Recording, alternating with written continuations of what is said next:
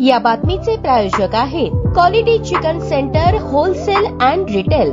आमचा पत्ता new तिरेगाव forest व fish market forest Solapur. Atul Kulkarni police अधीक्षक सोलापूर ग्रामीण यांच्या संकल्पनेतून सोलापूर ग्रामीण जिल्ह्यातील शेतकरी बांधवांकरता सेंद्रिय शेतीचा विकास करण्याकरता वेगवेगळ्या कार्यशाळेचे आयोजन करण्यात येत आहे।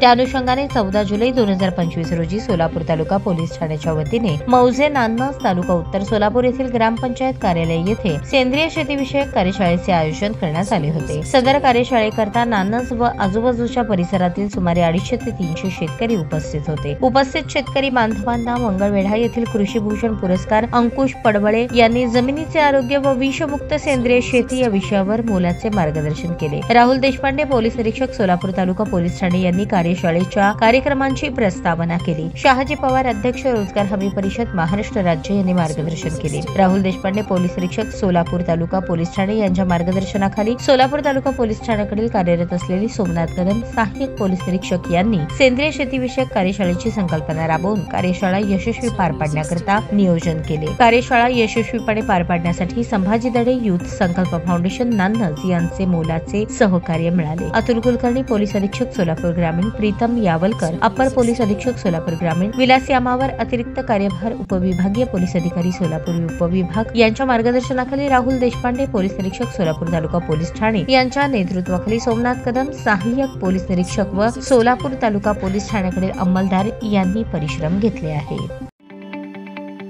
ताज्या बातम्या पाहण्यासाठी प्राईम महाराष्ट्र न्यूज चॅनलला सबस्क्राईब करा।